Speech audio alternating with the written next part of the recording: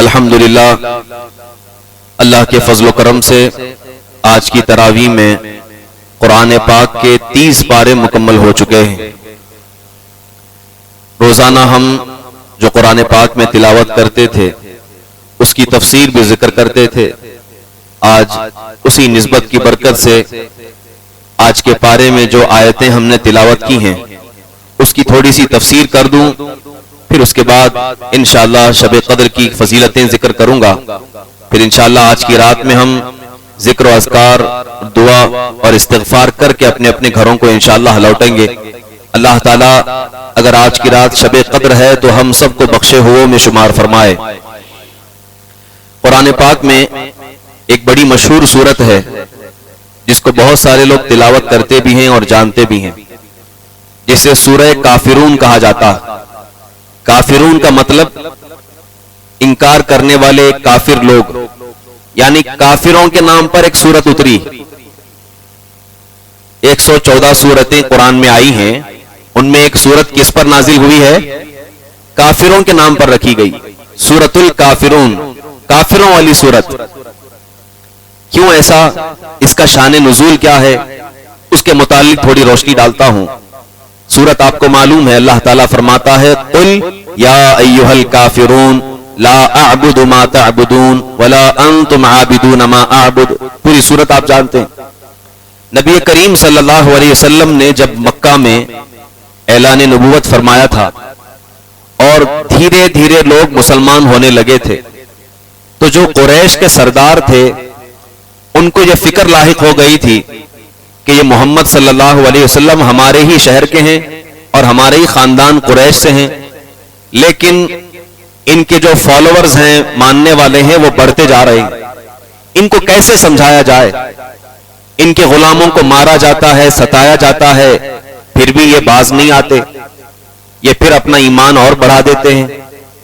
مثال کے طور پر حضرت بلال رضی اللہ عنہ، ان کو بار بار ستایا جاتا تھا، جتنا ستاتے تھے ان کا ایمان اتنا پختہ ہو جاتا تھا۔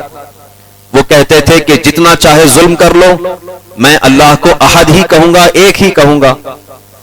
تو یہ مکہ والوں کو بڑا تعجب تھا۔ حضرت بلال کا جو آقا ہے، حضرت بلال ایک آزاد کردہ غلام ہے، پہلے آپ غلام تھے، تو جو آپ کا آقا ہے یعنی جو خریدار ہے اس کا نام ہے امیہ بن خلف۔ امیہ بن خلف بڑا سخت دل انسان تھا، بڑا ظالم و جابر، اور بہت تکلیفوں کے بعد حضرت بلال کو حضرت ابوبکر صدیق نے خرید کر آزاد کیا ہے۔ امیہ بن خلف ایک دن بیٹھا ہوا تھا خانہ کعبہ کے سامنے، اور اس کے ساتھ میں اس کا بھائی جو دوسرا تھا وہ بھی بیٹھا تھا، ابی بن خلف، اور تیسرا اس کا دوست عتبہ بن ربیعہ۔ یہ تینوں لوگ بیٹھے تھے، آپس میں باتیں کر رہے تھے کہ ایسا کیا کیا جائے کہ یہ محمد کا جو نیا دین ہے وہ ختم ہو جائے، لوگ زیادہ بڑھتے جا رہے ہیں، کیا کیا جائے؟ تو آپس میں انہوں نے فیصلہ کیا کہ بات سختی سے نہیں بن پا رہی ہے، مارنے توڑنے سے یہ لوگ نہیں مان رہے ہیں، ہو سکتا ہے پیار سے سمجھائیں تو شاید مان جائیں گے۔ تو امیہ بن خلف جو تھا اس نے کہا کہ ٹھیک ہے، میں جا کر پیار سے سمجھاؤں گا، محبت سے سمجھاؤں گا، اور ہو سکے تو لالچ بھی دوں گا، شاید ہو سکتا ہے محمد جو ہے مان جائیں بات کو۔ اللہ اکبر۔ امیہ بن خلف دیکھا کہ نبی کریم صلی اللہ علیہ وسلم خانہ کعبہ کے قریب ہی ہیں اور بیٹھے ہیں، قریب گیا اور جا کر کہا اے محمد، اے بھتیجے، کیونکہ رشتے میں دیکھا جائے تو یہ سب قریش والے ہیں، حضور صلی اللہ علیہ وسلم کے خاندان سے ہی ہیں۔ کہا کہ اے میرے بھتیجے، جو تو نیا دین لے کر کے آیا ہے، اس کے آنے کے بعد ہمارے خاندان میں پھوٹ پڑ گئی، آپس میں لوگ لڑ گئے ہیں، کچھ لوگ تمہارے پیچھے بھاگتے ہیں، کچھ لوگ ہمارے ساتھ ہیں، تو نے ہمارے خداؤں کو جو ہے جھٹلا دیا ہے اور ان کی رسوائی کر دیا ہے۔ ہم کئی 100 سال سے بتوں کی پوجا کرتے ہیں، ان کی تو نے عزت نکال دی ہے، تو مجھے یہ چیز پسند نہیں ہے، میں بڑے پیار سے سمجھانے آیا ہوں کہ ان چیزوں سے باز آ جا، ان چیزوں سے باز آ جا، اور آئندہ سے لوگوں کو تبلیغ نہ کر، اسلام کی دعوت نہ دے۔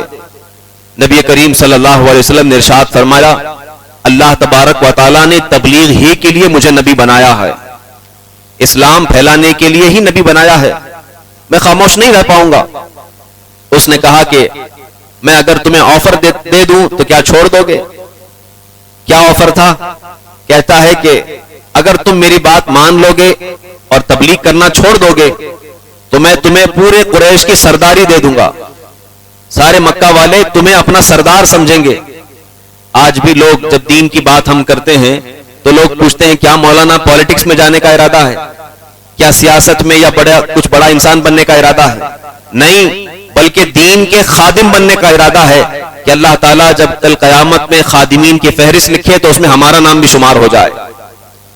دین اسلام کی تبلیغ کرنا اس کا یہ مقصد نہیں ہوتا کہ ہم کوئی بہت بڑے دنیاوی مفاد حاصل کرنے کے لیے کرتے ہیں۔ رسول پاک صلی اللہ علیہ وسلم نے فرمایا کہ اس کی مجھے کوئی حاجت نہیں۔ وہ کہتا ہے کہ میں ایک اور چیز تمہیں دینا چاہتا ہوں، اگر تم کہو تو سارا مال و دولت، سونا چاندی زیورات سب تمہارے حوالے کر دوں گا اور آپ سے زیادہ امیر کوئی نہیں ہوگا، کیا میری بات آپ تسلیم کریں گے؟ اللہ اکبر۔ نبی کریم صلی اللہ علیہ وسلم کو جلال آیا لیکن خاموش رہے۔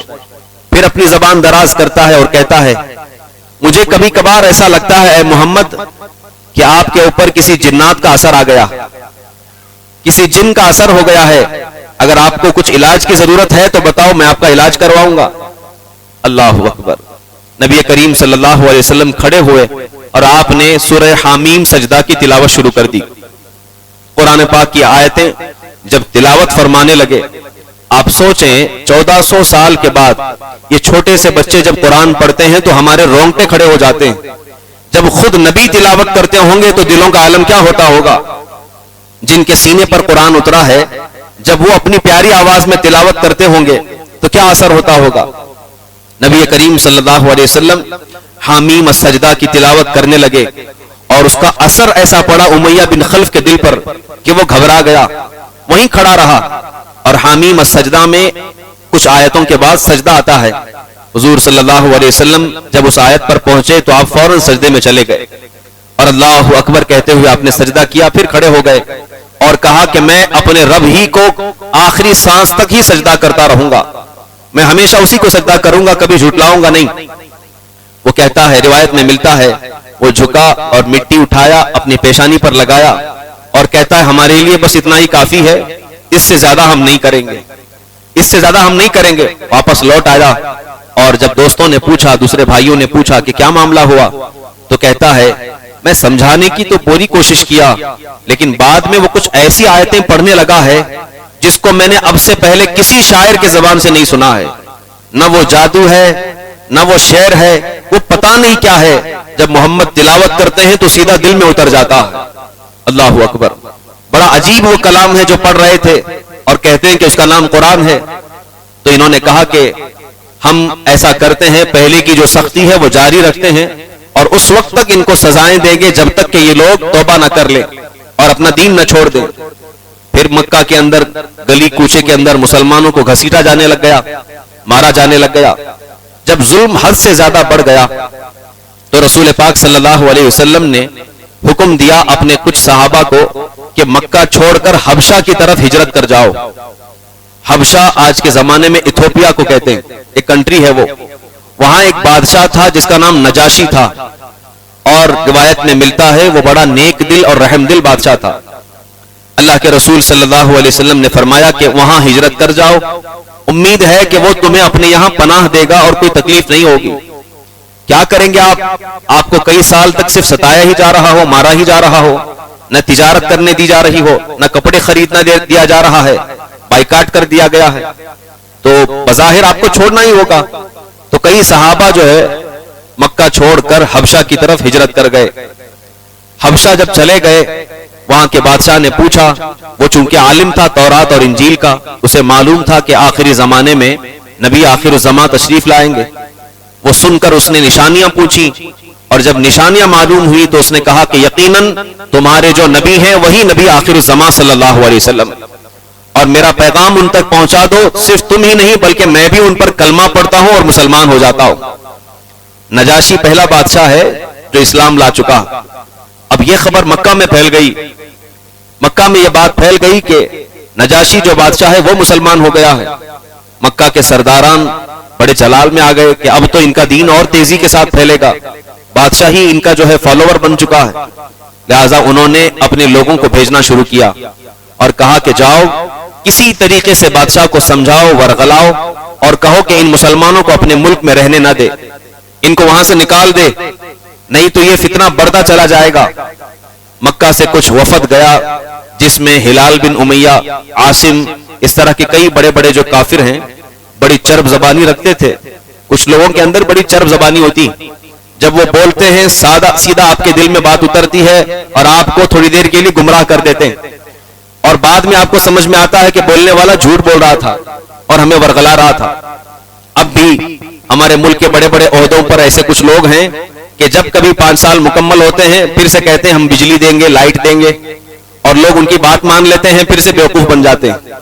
तो ऐसे मक्का में भी थे और गए, जाकर के बादशाह को समझाने की कोशिश की और बहुत कहा कि इन मुसलमानों को यहां से निकाल दो, लेकिन बादशाह ने कहा मैं क्या निकालूं, मैं खुद मुसलमान हो चुका हूं और मैं इनमें से किसी को नहीं निकालूंगा। उसने इनकार कर दिया। जब मक्का वालों ने देखा कि बात नहीं बन रही है और इस्लाम जो है और मजबूती पकड़ रहा है, तो उन्होंने प्लान बनाया कि ऐसा करते हैं कि मोहम्मद से सुलह कर लेते हैं, एक एग्रीमेंट कर लेते हैं। अब वो सुलह कैसी थी वो देखें आप। तफसीर में लिखा है कि उनमें से उमैया बिन खल्फ और दूसरे जो काफिर हैं वो हुजूर सल्लल्लाहु अलैहि वसल्लम की बारगाह में आते हैं और आकर कहते हैं, ए मोहम्मद, हम एक ऐसी तजवीज लेकर के आए हैं, ऐसा आइडिया लेकर के आए हैं जो बहुत अच्छा है, जिसमें ना आपका दिल दुखेगा ना हमारा दिल दुखेगा। हमारे चाहने वाले भी मान लेंगे, आपके चाहने वाले भी मान लेंगे। आज के जमाने में होता ना इधर भी उधर भी, उस तरह की बात। कहते हैं कैसे, क्या आइडिया है, क्या तजवीज है? उमैया बिन खल्फ कहता है हम ऐसा करते हैं कि एक दिन जो होगा उस दिन हम आपके रब की इबादत करेंगे और अगले दिन जो है आप सब मिलके हमारे बुतों की पूजा करेंगे, फिर तीसरे दिन जो है हम आपके खुदा की इबादत करेंगे, चौथे दिन आप जो है हमारे खुदा की इबादत करेंगे, बुतों को पूजा करेंगे। अल्लाहु अकबर। जैसे ही उसकी जबान से ये जुमला निकलना था, अल्लाह को जलाल आया, आसमान से जिब्रील अमीन नाजिल हो गए और कुरान पाक की ये सूरत उतरी, कुल या अय्युहल काफिरून, ए महबूब कह दीजिए इन काफिरों से, ए काफिरों, मैं जिसकी इबादत करता हूं तुम उसकी इबादत नहीं करते, और तुम जिसकी इबादत करते हो मैं उसकी इबादत नहीं करता। इसी तरह आगे का जुमला है, आगे अल्लाह इरशाद फरमाता है, लकुम दीनुकुम वलिय दीन, तुम्हारे लिए तुम्हारा दीन होगा, हमारे लिए हमारा दीन इस्लाम ही काफी, हमारे लिए हमारा दीन इस्लाम ही काफी है। लिहाजा तुम अपने दीन में रहो, हमारे दीन के अंदर ये चीज नहीं चलेगी कि एक दिन इनको सजदा किया दूसरे दिन अल्लाह को सजदा किया। इसीलिए फरमाया गया है कि जब अकीदा अपना अल्लाह पे रखो तो मजबूती के साथ रखो। ये नहीं कि आपके घरों के अंदर कुफार की चीजें भी लगी हुई हैं, मुसलमानों की चीजें भी लगी हुई, बल्कि मैं देखता हूं कुछ गांव और देहात में ऐसे घर भी हैं जहां पर लोग जुमा की नमाज भी पढ़ते हैं और फिर मंदिर भी जाते हैं, पूजा पाठ भी करते हैं, और उनके घरों के अंदर आप देखेंगे खाने काबा और मदीने की भी तस्वीर होगी और साथ में हिंदुओं के खुदाओं की भी तस्वीर होगी, उनके बुतों की भी होगी, और साल के अंदर उनकी होली भी मनाएंगे और हमारी ईद भी मनाएंगे। वो क्या अल्लामा इकबाल ने कहा था कि सजदा खालिक को इबलीस से याराना भी, यह बता हश्र में किससे मोहब्बत की जजा मांगेगा। यानी सजदा अल्लाह को करता है और इबलीस से दोस्ती भी करता है, कल कयामत में किससे मोहब्बत की जजा मांगेगा कि अल्लाह मैं इबलीस से मोहब्बत करता था, यह बदला मिले कि अल्लाह की मोहब्बत का बदला मिलेगा। इसलिए अपने दीन पर कायम रहना सीखें, अपने दीन पर मुस्तकिल रखें। आज की जो तफसीर की आयत है, इससे हमें यह बहुत बड़ा सबक मिलता है आज के दौर में कि अगर हम मुसलमान हो चुके हैं तो इसी ईमान पर साबित कदम रहें, फिर चाहे हजारों तकलीफें आए, मुसीबतें आए, हमारा दिल मुतमईन रहे और उसी दीन पर हम कायम रहें। और जब दीन पर हम कायम रहेंगे, अल्लाह ताला बड़ी बड़ी मुश्किलों को आसान फरमा देता। क्या आपने नहीं देखा, जब कोई बंदा अपने दीन पर कायम रहता है और सच्चाई पर कायम रहता है तो अल्लाह तबारक व तआला कैद से छुड़ाकर नबी को बादशाह बनाना भी जानता है। हजरत यूसुफ अलैहिस्सलाम की जिंदगी आपने देखा है, यूसुफ अलैहिस्सलाम को उनके भाइयों ने कुएं में डाल दिया, कुएं से फिर बाजारे मिस्र में बेचे गए, बाजारे मिस्र से महल में गए, महल से फिर आपको जेल में डाला गया और 14 साल तक आप जेल के अंदर रहे। फिर अल्लाह तबारक व तआला ने ऐसा मकाम अता फरमाया, जेल से रिहा होकर आए तो सीधे बादशाह बन गए। सीधे बादशाह बन गए और फिर पूरी जिंदगी आपकी बादशाहत गुजारते हुए गुजरी है। अल्लाह अकबर। तो अल्लाह के लिए कोई बईद नहीं है, अल्लाह तबारक व तआला दिनों को पलट देता है, इसलिए मायूस नहीं होना चाहिए। मायूसी कुफ्र है, चाहे जैसे हालात आ जाएं, चाहे जैसे मामलात आ जाएं, अपने दीन पर कायम रहना सीखें और उसी पर कायम रहेंगे, अल्लाह तबारक व तआला हम सबको जज़ाए खैर अता करेगा। आइए मैं कुछ बातें लैलतुल क़द्र के मुतालिक जिक्र करूं। आज की रात शब कद्र है। शब कद्र किसे कहा जाता है? यानी बरकत वाली रात, कद्र वाली रात।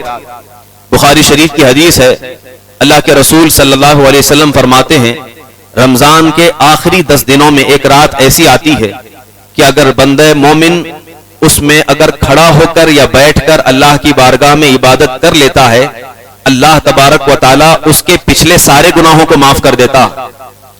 इसकी तौजीह करते हुए अल्लामा अहमद यार खान नाइमी रहमतुल्लाह अलैह रूहुल बयान में लिखते हैं कि जो बंदा लैलतुल क़द्र में, शब कद्र में खड़ा होकर यानी नमाज पढ़ता है या बैठकर जिक्र अज़कार इस्तिग़फ़ार करता है, उसकी फजीलत क्या है? फरमाते हैं, रमजान की सिचुएशन अगर आप देखेंगे, रोजा आप कंटिन्यू रखते हैं अल्लाह की रजा के लिए, अल्लाह की रजा के लिए रात की खत्म होने से लेकर फिर जो है दिन के खत्म होने तक आप भूखे रहते हैं, प्यासे रहते हैं, बीवी के करीब नहीं जाते। आप फरमाते हैं रोजा रखने की बरकत से जो हमारे छोटे गुनाह हैं, गुनाह सगीरा, अल्लाह ताला अपने फजल से उन सबको माफ कर देता। लेकिन हमारे नामे अमाल में बड़े गुनाह भी हैं। बड़े गुनाह कैसे होंगे? तो आप फरमाते हैं जब हम तरावी में कुरान के लिए खड़े होते हैं, अल्लाह ताला उसकी बरकत से हमारे बड़े गुनाहों को हल्का कर देता, यानी उनके अजाब में तखफीफ हो जाती है। और फिर शब कद्र के मुतालिक क्या? अल्लामा अहमद यार खान नाइमी फरमाते हैं जिसको शब कद्र मिल गई और उसने इबादत कर लिया, अल्लाह तबारक व तआला उसकी सारी इबादतों को, रोजों को, तरावी को, सबको अपनी बारगाह में कबूल फरमा लेता है और उसके दर्जात को अपनी बारगाह में बुलंद फरमा देता। ये इस रात की फजीलत है। लेकिन इस बात में इख्तिलाफ आया है कि ये रात कब है, 21वीं को है कि 23वीं को है कि 25वीं को है या 27वीं को है या 29वीं को है। नबी करीम सल्लल्लाहु अलैहि वसल्लम ने फरमाया कि रमजान के आखिरी अशरे की ताक रातों में, जो मैंने अभी काउंट किया, इनमें शब कद्र को तलाश करो और कसरत से इबादत करो। अगर इबादत करोगे अल्लाह तबारक व तआला बेपनाह सवाब अता फरमाएगा। आपने आज वो आयत भी सुनी, हमने नमाज के अंदर भी तिलावत की। अल्लाह फरमाता है, इन्ना अंज़लनाहु फी लैलतिल क़द्र वमा अदराका मा लैलतुल क़द्र। बेशक हमने कुरान को लैलतुल क़द्र में उतारा है और तुम क्या जानो कि लैलतुल क़द्र क्या है? अल्लाह फरमाता है, लैलतुल क़द्रि खैरुम मिन अल्फ शहर। शब कद्र जो है वो 1000 महीनों की इबादत से बेहतर है। 1000 महीनों की इबादत से बेहतर। आप सोचें, हमारी 60 साल जो जिंदगी होती है उसमें से अगर हम दिन निकाल करके देखें कि कितने दिनों में और कितने वक्त हम इबादत किए हैं, बमुश्किल पूरे दिन के अंदर जो लोग 5 वक्त की नमाज पढ़ते हैं, अगर पूरा मिलाया जाए तो 2 घंटा से 2.5 घंटा बनता है। फजर के 15 मिनट, जोहर के 15 मिनट, इस तरह अगर जोड़ा जाए 2 से 2.5 घंटा एक दिन का बनता है। और आपकी 60 साल जिंदगी को अगर मैं बताऊं, 60 साल में 30 साल तो सिर्फ सोने में गुजर जाते हैं, क्योंकि दिन के बाद रात भी है, 12 घंटे रात ही होती है और रात में हम सो जाते हैं। तो 60 साल की अगर आपकी जिंदगी है तो 30 साल तो सोने में चले गए, बचे 30 साल। उसमें आपका बचपना भी है, जवानी की अय्याशी भी है, दोस्तों के साथ आवारागर्दी भी है, फिर बुढ़ापे की तकलीफ भी है, फिर बीमारियां भी हैं, फिर सफर भी है। फिर इसके दरमियान हमने कौन सी इबादतें की हैं कि जिसकी वजह से अल्लाह तबारक व तआला कल हमें माफ फरमाएगा? अल्लाह तो फरमाता है हमने इनको इबादत के लिए पैदा किया। हमारी जिंदगी के अंदर तो शायद एक 25% हिस्सा भी जो है इबादत में नहीं गुजर रहा है। इस बात की बड़ी तशवीश रसूल पाक को भी हुई। रिवायत में मिलता है, अल्लाह के रसूल सल्लल्लाहु अलैहि वसल्लम को जब अल्लाह की तरफ से यह मालूम हुआ और गैब की खबर दी गई कि आपसे पहले की जो उम्मतें हैं उनकी उम्रें होती थी 800 साल, 700 साल, 1000 साल, 1200 साल। हजरत नूह अलैहिस्सलाम की उम्र खुद 950 साल थी। अल्लाह के रसूल सल्लल्लाहु अलैहि वसल्लम के चेहरे पर हल्का सा गम के आसार हो गए। साहबा ने पूछा, या रसूल अल्लाह अलैहिस्सलातु व तस्लीम, आप गमगीन क्यों हैं? आपने इरशाद फरमाया, दूसरे नबियों की जो उम्मतें थीं उनकी उम्रें 800 साल, 900 साल, 1000 साल हुआ करती थी, اور وہ کثرت سے اللہ کی بارگاہ میں عبادت بھی کرتے تھے. ان کو عبادت کا زیادہ ٹائم ملتا تھا. اب 1000 سال میں بہت ٹائم ملتا ہے. اور میری زندگی, میری جو امت ہے ان کی زندگیاں 60 سال سے 70 سال کے درمیان ہوتی ہیں. وہ کتنی عبادت کر پائیں گے؟ حضرت جبرائیل علیہ السلام یہ آیت لے کر کے اترے اور عرض کیا, یا رسول اللہ آپ کو فکر کرنے کی ضرورت نہیں ہے, اللہ تعالیٰ آپ کی امت کو یہ خصوصیت عطا فرماتا ہے, ہر سال رمضان کے آخری طاق راتوں میں ایک رات ایسی آئے گی اگر آپ کے امتی اس میں عبادت کریں گے تو 1000 مہینوں سے زیادہ اللہ ثواب عطا فرمائے گا. 1000 مہینے کتنے ہوتے ہیں, کتنے سال ہوتے ہیں؟ کاؤنٹ کیا ہے مفسرین کرام نے اس کو بھی. 83 سال 4 مہینے بنتے ہیں. 83 ایئرس اور 4 مہینے, 83 سال 4 مہینے بنتے ہیں. اگر یہ رات مل گئی اور ہم نے عبادت کر لیا, اس رات کو گناہ نہیں کیا, تو سمجھ جاؤ اللہ تبارک و تعالیٰ اپنے فضل سے 83 سال کا ثواب تمہارے کھاتے میں لکھ دے گا, تمہارے نامہ اعمال میں لکھ دے گا. اور صرف ایک ہی سال نہیں, آپ کی زندگی میں کتنے رمضان آتے ہیں؟ 30 رمضان, 20 رمضان, 40 رمضان, 50 رمضان. اگر ہر سال آپ عبادت کرتے رہیں گے, ایک 10 سال کا بھی اگر آپ کاؤنٹ کر کے دیکھیں اور ساری طاقتوں میں 10 سال تک عبادت کرتے رہے تو 83 اگر دیکھا جائے تو 800 سال کی عبادت کا ثواب یوں ہی مل گیا ہے. اس لیے جب اپنے پیسوں کا حساب کرتے ہو اور اپنے قرض کا حساب کرتے ہو تو اپنی نیکیوں کا بھی حساب کرو, اپنے گناہوں کا بھی حساب کرو. اللہ فرماتا ہے افحسبتم انما خلقناکم عبثا وانکم الینا لا ترجعون, کیا تم نے یہ گمان کر رکھا ہے کہ ہم نے تمہیں یوں ہی پیدا کر دیا, جس طرح ہم گھوم رہے ہیں, جس طرح ہم لاپرواہ ہیں, کسی چیز کی فکر نہیں, چاہے جتنے بھی گناہ ہو جائیں. اللہ فرماتا ہے کیا تم یہ سمجھتے ہو کہ ہم نے تمہیں یوں ہی پیدا کیا ہے اور ہماری طرف تمہیں نہیں لوٹائے جاؤ گے؟ بلکہ قرآن کی آیت ہے, اللہ فرماتا ہے یہ کہو کہ ہم اللہ ہی کے لیے ہیں اور اللہ ہی کی طرف ہمیں پلٹنا ہے, اللہ ہی کی طرف ہمیں لوٹنا ہے اور اس کے پاس جانا ہے, حساب و کتاب ہمیں دینا ہے. تو قبل اس کے کہ حساب و کتاب کی باری آئے ہم اپنے اپنے گریبانوں میں جھانکیں اور ان راتوں میں کثرت سے استغفار کریں, عبادتیں کریں, نوافل ادا کریں, اور پھر دیکھیں اللہ رب العزت کے قدرت کے مناظر کیا ہوتے ہیں اور مشاہدات کیا ہوتے ہیں. مجھے بڑا افسوس ہوتا ہے خاص طور پر, یہ تو یہاں چند % نوجوان اور لوگ مسجدوں کے اندر بیٹھے ہوئے, اکثر تو وہ ہیں جو بائک رائڈنگ کرتے ہوئے شہر میں گھوم رہے ہیں اور بازاروں کی زینت بنے ہوئے, اور ابھی تک ان کی شاپنگ بھی ختم نہیں ہوئی. ایسی شاپنگ ہے کہ پوری رات جو ہے شب قدر کی گزر جاتی ہے, اور وہ گالی گلوچ میں, ایک دوسرے سے بھاؤ تاؤ کرنے میں, جھوٹ بول کے خریدنے میں ان کی زندگی, ان کی راتیں گزر جاتی ہیں.